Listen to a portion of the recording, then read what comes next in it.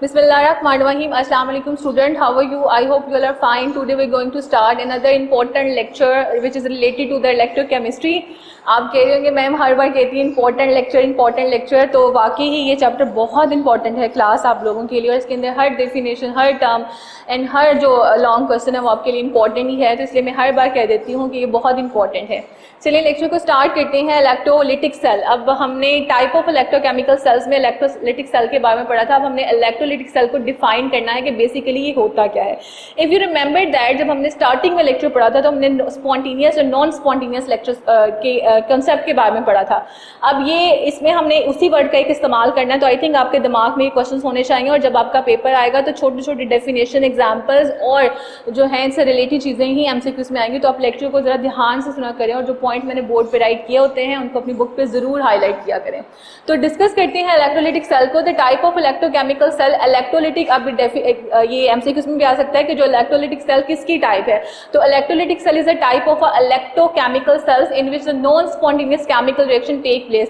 Non spontaneous chemical reaction क्या मतलब क्या है कि we need some external agents to proceed the reaction, कि हमें उस चीज़ को करने के लिए, रिएक्शन को करने के लिए किसी एक्सटर्नल एजेंट की या किसी हेल्प की जरूरत है। एंड वो हेल्प हमारे पास क्या है in the electrolytic cell, in the electrochemical cell which is electric current. When electric current is pass through the solution it is called the electrolytic cell. वो कहते हैं कि हमारे पास जो है वो electrolytic cell is a type of electrochemical cell है जिसके अंदर non spontaneous chemical reaction take place करता है। When the electric current is passed through the solution, जब हम इलेक्ट्रिक करंट को पास करते हैं सोल्यूशन के अंदर, this is called the electrolytic cell. ये क्या कहलाता है?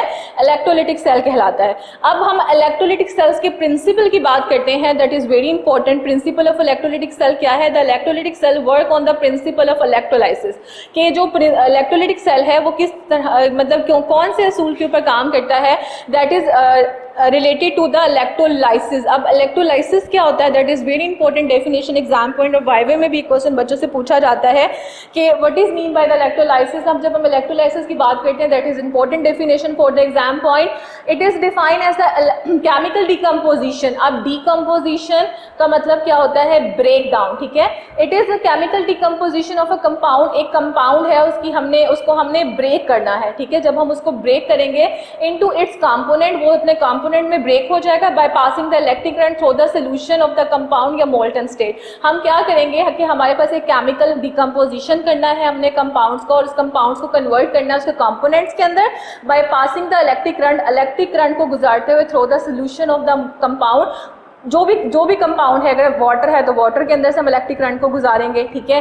तो या फिर molten state of the compound, जो भी मोल्टन स्टेट ऑफ कंपाउंड्स हमारे पास हो सकते हैं, which is depend upon that the situation and कि हमारे पास किस तरह की सिचुएशन आ रही है।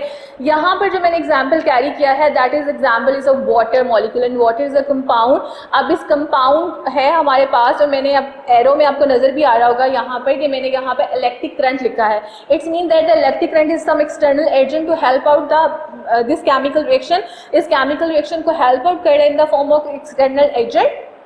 तो water will be converted into the hydrogen and oxygen. ऊपर अब हमने पढ़ा है कि जो कंपाउंड है उसको हम केमिकली डिकम्पोज करते हैं इनटू इट्स कंपोनेंट। ये कंपाउंड था जिसको हमने केमिकली डिकम्पोज किया है with the help of electric current in the form of external agent, and दिल will converted into the hydrogen and water. और ये कन्वर्ट हो गया है किसके अंदर? हाइड्रोजन और वाटर के अंदर।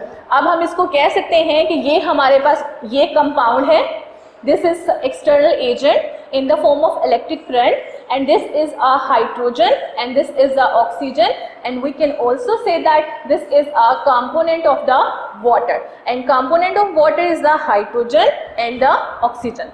Now the some example of the electrolytic cell, जब हम electrolytic cells की examples की बात करते हैं, the two example of electrolytic cells are here, which is a Drawn cell and Nerisson cell, जो कि हम अपने upcoming lecture में डिटेल के साथ पढ़ेंगे, और ये आपके लॉन्ग क्वेश्चंस होंगे।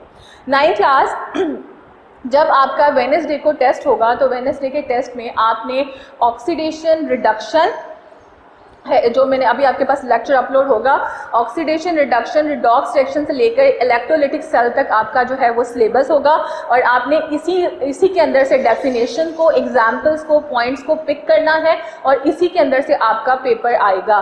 ताकि आप, मैंने ये बात आपको इसलिए बताई है ताकि आप अच्छी तरह से गौर से रीडिंग करें, डेफिनेशंस को देखें, एग्जाम्पल्स को देखें, ऑक्सीडेशन स्टेट्स को देखें कि कहाँ पे कौन सा ऑक्सीडेशन स्टेट कब चेंज हो रहा है, क्या रिएक्शन आ रहा है, क्या रिएक्शन नहीं आ रहा है, कहाँ पे एक्सटर्नल एजेंट्स यूज़ किया जा रहा है, इलेक्ट्रोलिटिक सेल क्या होते हैं, इलेक्ट्रोकेमिकल सेल क्या होते हैं। ये सारी चीज़ें जो हैं वो आपको हेल्प आउट करेंगे to sort out the MCQs in your test number 3। तो आई होप 9th क्लास आपको ये मेरा लेक्चर समझ भी आया होगा। हमने इलेक्ट्रोलिटिक सेल की टाइप्स को डिस्कस किया है, जो कि हमारे पास इलेक्ट्रोलिटिक सेल थी, उसके फर्दर हम इसकी जो है वो गैल्वेनिक सेल को भी डिस्कस करेंगे, बट इन अपकमिंग लेक्चर। तब तक अपना बहुत सारा ख्याल रखिएगा। अल्लाह हाफिज़।